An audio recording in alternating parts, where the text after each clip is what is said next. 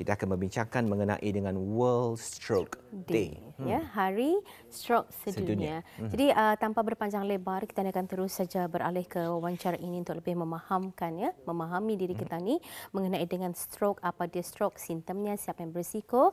Jadi dua pegawai sumber kita undang ke studio Rampai Pagi pada hari ini, memperkenalkan yang mula Dr. Hazira binti Syafri, pegawai Perubatan Pusat Brunei Neuroscience, Stroke dan Rehabilitasi, dan juga yang mulia Awang Nazdeni Adrian bin Haji Johan, Pegawai Kanan Pemasaran dan Perhubungan Awam Pusat Pakar Pantai Jerudong. Ya. Assalamualaikum dan selamat datang kedua-duanya. Waalaikumsalam. Apa kabarnya hari ini? Alhamdulillah sihat. Alhamdulillah. Jadi kami di Rampai Pagi mengucapkan ribuan terima kasih kerana sudi menyerikan lagi Rampai Pagi hari ini. Dan hari ini Alhamdulillah ada penonton, seperti yang kami janjikan, kita akan membincangkan, menambah ilmu pengetahuan kita ni, kepekaan kita ni mengenai dengan stroke. Dan bersangkut paut juga dengan World Stroke Day, Hari Stroke Sedunia. Dan untuk tidak melengahkan masa lagi, apa kata kita mungkin terus saja ajukan soalan ni, Sarina. Kita ajukan soalan yang pertama, mungkin boleh diajukan kepada Dr. Hazira Haji Syafri mengenai dengan topik hari ini, World Stroke Day. Mungkin kalau boleh diterangkan sebagai mukadimah yang Doktor, apa yang dimaksudkan dengan Hari Stroke Sedunia? Silakan. Terima kasih kerana memberi peluang kepada pihak kami di Pusat Brunei Neuroscience, Stroke dan Rehabilitasi dan juga Pusat Pakar Pantai Jerudong untuk memberi sedikit informasi mengenai Hari Stroke Sedunia. Jadi World Stroke Day ataupun Hari Stroke Sedunia selalunya disambut pada 29 hari bulan Oktober setiap tahun. Sambutan ini diterajui oleh World Stroke Organization. Objektif utama World Stroke Day ini dijalankan ialah untuk meningkatkan lagi kesedaran dan juga pengetahuan kepada orang ramai mengenai apa stroke itu. Ini seperti apakah simptom-simptom stroke, apa yang perlu dibuat jika terjadi simptom stroke, rawatan-rawatan yang ada, cara-cara pencegahan dan juga cara untuk mengurangkan risiko dari terjadinya stroke dan apa realiti kehidupan stroke selepas terjadinya serangan stroke. Dan selain daripada itu, dengan adanya satu suara seluruh dunia atau One World Voice, dapatlah semua pihak-pihak yang berkenaan menaruh tekad dan juga usaha bagi kebajikan orang ramai untuk mengendali penyakit stroke ini. Dan tahun ini tema World Stroke Day ataupun Hari Stroke Sedunia ialah Precious Time atau masa berharga yang membawa maksud untuk sesiapa yang mengalami simptom-simptom stroke ini untuk datang ke hospital secepat mungkin untuk mendapat rawatan secepatnya. Pusat Neuroscience, Stroke dan Rehabilitasi Brunei dari Pantai Jerudong Specialist Center akan menganjurkan pelancaran Hari Stroke Sedunia pada hari Ahad 13 November tahun 2022 dengan mengadakan acara walkathon bertempat di Yayasan Mall. Jadi orang ramai dialu-alukan untuk mengikuti acara walkathon ini dan pendaftaran adalah percuma. Dia berkenaan dengan acara tersebut pastinya akan dikongsikan lebih lanjut nanti ya. Mungkin kita boleh tertumpu dulu kepada Dr. Hazira yang untuk mengetahui lebih banyak berkenaan dengan stroke ini. Silakan. Ya. Mungkin kalau boleh tanyakan pada Dr. Hazira yang menyaksikan hari ini Rampai Pagi, kalau tadi bercakap mengenai dengan serangan stroke ataupun lebih sinonim kalau masyarakat kita ni di Brunei kena angin ahmarnya. Perkataan yang sering kita dengar tapi mungkin ada yang kurang memahaminya. Mungkin boleh diberikan peluang pada Dr. Hazira untuk menerangkan lagi, mencerahkan lagi pengetahuan kita ni mengenai dengan angin ahmar ini. Silakan. Terima kasih. Jadi memang di kalangan orang Ketani, Ketani bercakap penyakit serangan stroke ini ialah angin ahmar. Penyakit serangan stroke adalah salah satu punca penyakit utama yang membawa kepada kematian di Brunei Darussalam juga dan juga di seluruh dunia. Dan dari statistik daripada Pertubuhan Kesihatan Sedunia ataupun World Health Organization untuk tahun 2019, memang penyakit serangan stroke adalah punca kematian yang kedua di seluruh dunia. Dan ini juga mengakibatkan 6 juta pesakit maut dari akibatnya serangan stroke ini. Memang ia merupakan penyebab stroke di seluruh dunia.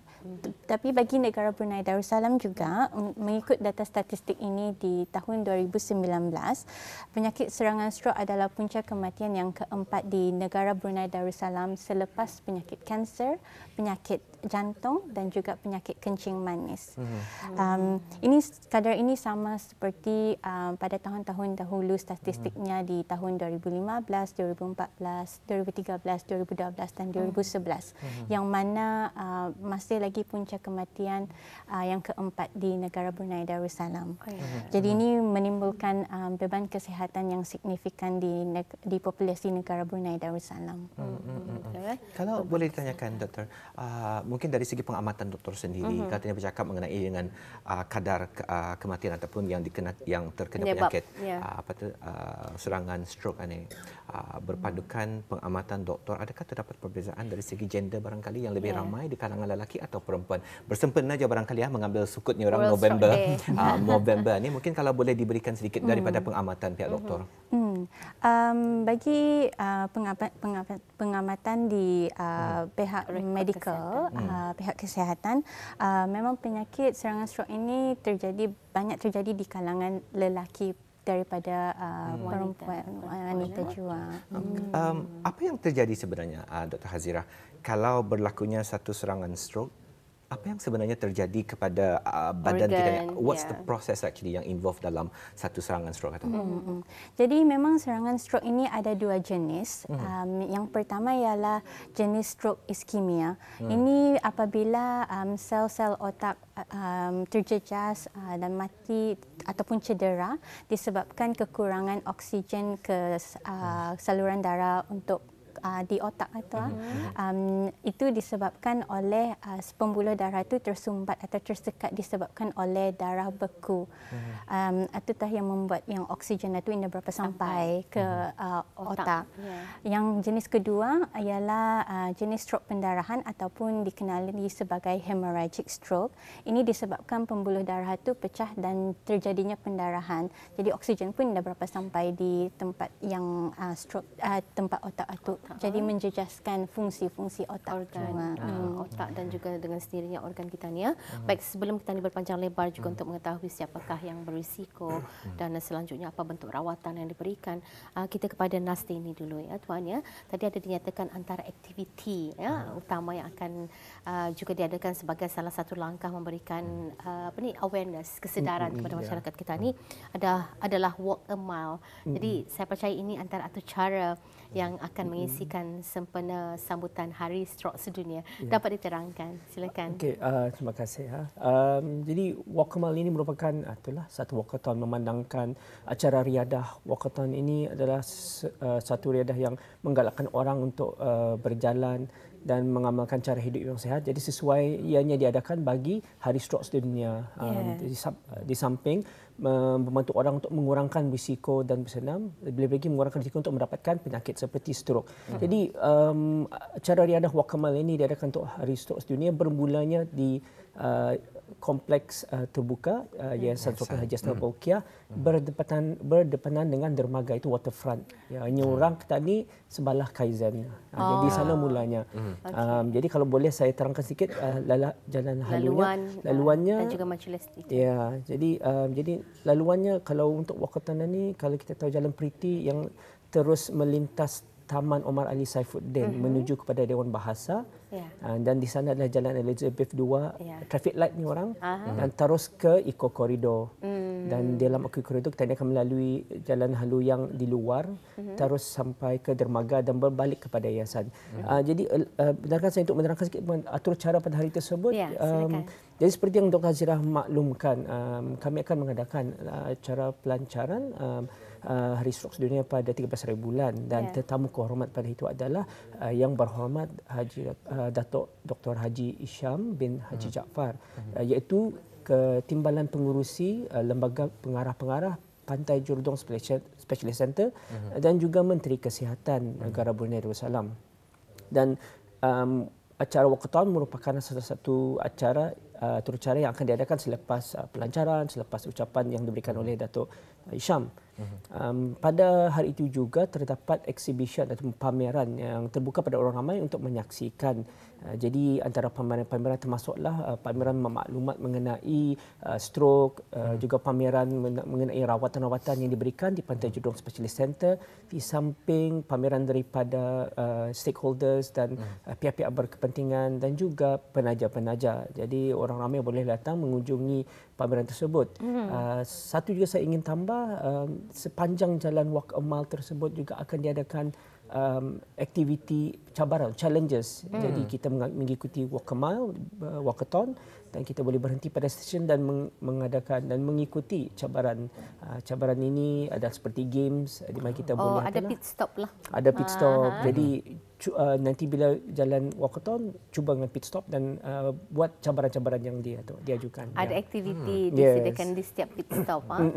Jadi berapa buah pit stop tu nanti? 4 insya-Allah. Jadi 4 disebarkan, mungkin 3 di dalam eco corridor dan 1 tu di luar kawasan Walkathon tersebut.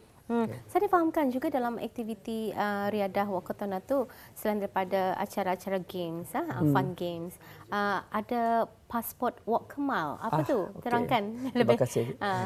Jadi pasport Walk a Mile, pasport ini merupakan kertas ketani untuk macam memasukkan peluang untuk mendapat cabutan bertuah. Jadi seperti mana-mana acara, kami ingin menggalakkan orang, satu, untuk mengikuti acara, kedua, melakukan fun and games. Fun games ini merupakan macam untuk mengajar kita ni apa itu stroke, macam mana rasanya stroke. Jadi sambil beraktiviti, sambil belajar. Jadi pasport ini setiap kali tadi melakukan aktiviti, pasport kita ni kena cap. Kena cap. Kalau penuh capnya ada pasport, dibawa balik, masukkan, boleh menang cabutan bertuah. Entitled untuk menyertai cabutan bertuah. Jadi mesti memenuhi 4 cap patutlah, memenuhi cap patut. Jadi okey. Itu aktivitinya. Nampak cukup teliti sekali sebenarnya kalau kita lihat tadi amati dari segi pengisian, penganjuran itu nanti. Mungkin kalau soalan berikutnya, kalau Tania boleh berbalik semula ni kali Sarina kepada Dr. Hazira. Tadi ada Tania bincangkan mengenai dengan lelaki adalah salah satu risiko untuk mendapat serangan stroke. Kalau doktor boleh terangkan lagi risiko-risiko lain. Terima kasih. Jadi faktor-faktor risiko untuk serangan stroke ini adalah sama seperti serangan jantung sebenarnya, sebab proses terjadinya stroke itu memang sama macam serangan jantung juga. Dengan disebabkan oleh yang darah bagus, saluran darah tersumbat juga. Jadi faktor-faktor ini memang boleh dikategorikan sebagai faktor yang boleh dimodifikasi ataupun diubah suai, ataupun faktor yang tidak boleh dimodifikasi. Jadi yang pertama ialah faktor yang boleh dimodifikasi, ialah seperti yang seseorang itu ada tekanan darah tinggi, tinggi kolesterol, penyakit kencing manis, penyakit obesiti, dan juga tabiat merokok ataupun mengambil minuman keras. Faktor-faktor ini boleh dijaga dan dengan rawatan ubat dan juga dengan mengamalkan budaya makanan dan kehidupan yang sihat dan seimbang untuk mengurangkan risiko terjadinya penyakit serangan stroke. Manakala faktor yang tidak boleh dimodifikasi adalah seperti umur, jantina, lelaki dan juga yang ada genetik, kecenderungan genetik ataupun genetic predisposition itu sukar untuk diubah suai lah. Bagaimana pula dengan simptom barangkali, cara tadi mengenal pasti kalau itu adalah tanda-tanda stroke. Yang tadi dengar Sarina, kalau boleh dikongsikan dengan doktor barangkali, yang selalu saya dengar kalau orang beritahu stroke aninya mungkin lemah badan, stumpiknya orang kita ni. Jadi kalau boleh mendapatkan penerangan lebih terperinci lagi daripada pihak doktor mengenai dengan simptom yang harus dan dilihat untuk mengenal pasti anita tanda-tanda awal. Kiranya orang apa tu, kalau kita ni rasa kita ni ada tanda-tanda tu, alert tu sebagai red sign untuk kita ni membuat check up, pemeriksaan lanjut. Bagaimana doktor? Terima kasih. Jadi simptom-simptom stroke ini sebenarnya ia ia timbul mengikut di mana terjejasnya kawasan otak itu. Sebab otak kita ni ada different tempat-tempat yang fungsinya lain-lain. Fungsi seperti untuk pergerakan, untuk pertuturan kita ni, keseimbangan kita ni, deria mata, pendengaran dan sebagainya. Jadi simptom-simptom stroke seperti yang kita ajukan tadi, memang orang bercakap macam lamas tampik ataupun indah bergerak, bercakap lurus juga.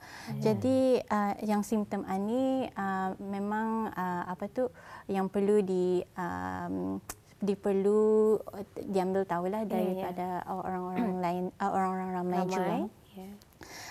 Yang mudah untuk kita ni ingati yang orang yang BFAST ni itu akronim dalam bahasa Inggeris.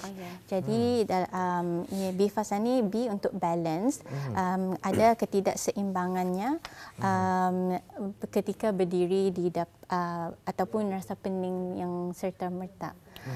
E untuk eyes jika ada masalah penglihatan ataupun penglihatannya bergimbar.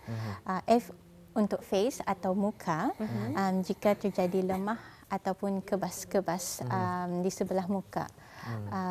A untuk arms, jika terjadi lemah atau kebas-kebas di sebelah tangan.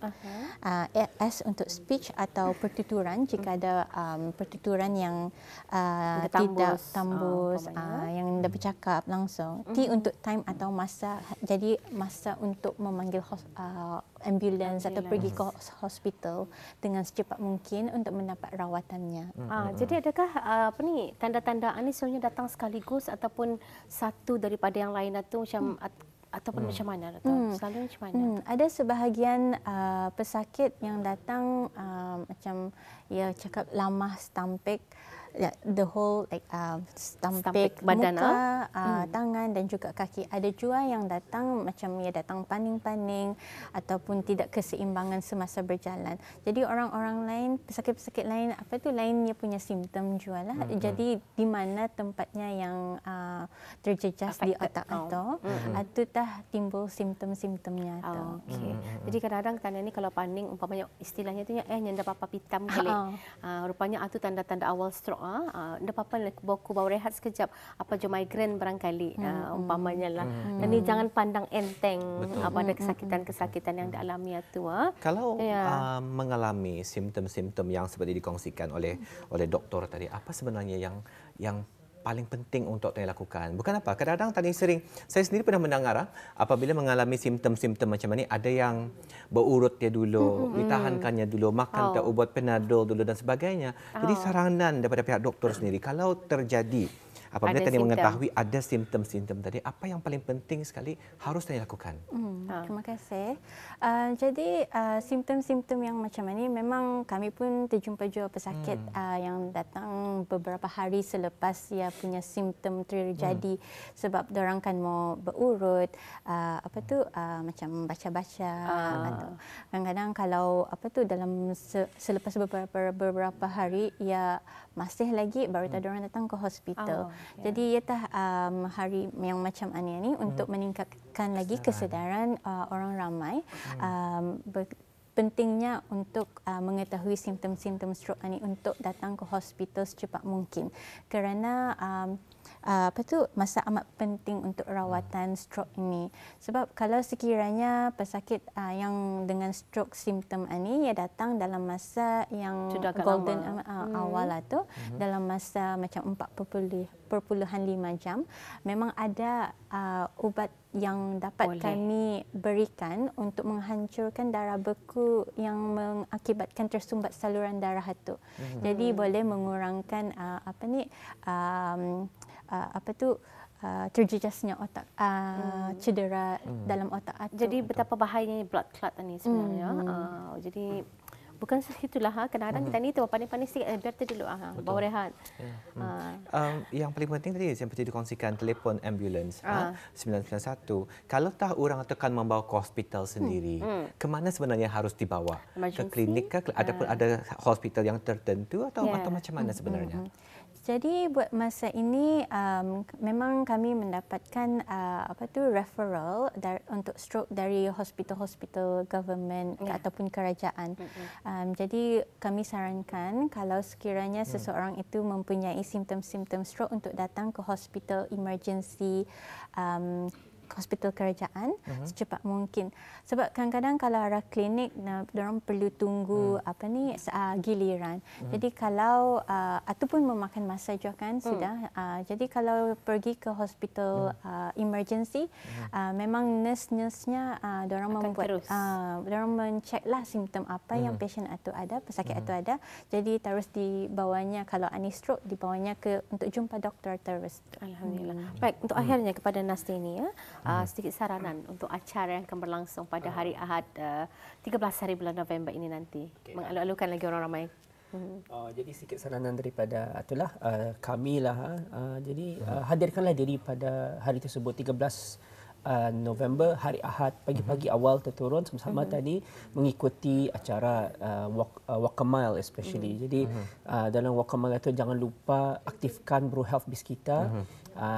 Collect dia langkah-langkah itu sama-sama tadi mencapai 20 bilion. Jadi itu satu. Yang keduanya ikutkan juga Instagram Pantai Jurong Special Center PJSC Brunei dan berikanlah sokongan kepada Hari Stroke Sedunia ini seperti yang kita dengarkan daripada Dr. Hazira. Kebanyakan ini dengan awareness dan kesedaran boleh membantu orang menyelamatkan nyawa mereka. Dan juga tadi be fast. Kita tu harus tahu tanda-tandanya bukan untuk diri tadi sendiri, pada orang lain juga. Betul. Jadi untuk datang untuk event itu nanti ya, adakah perlu register dulu ataupun boleh datang saja dan terus ikut serta? Jadi ini sikit keterangan, boleh datang saja. Boleh datang saja. Tapi pasport kami galakkan register awal. Pasport ini ada limited dan ada had masanya. Jadi kami boleh register online, layari kami punya social media untuk mendapatkan macam mana betul-betul untuk mendapatkan pasport. Alhamdulillah. Hari tersebut boleh juga ada physical pasport tapi cuba nasib. Okey.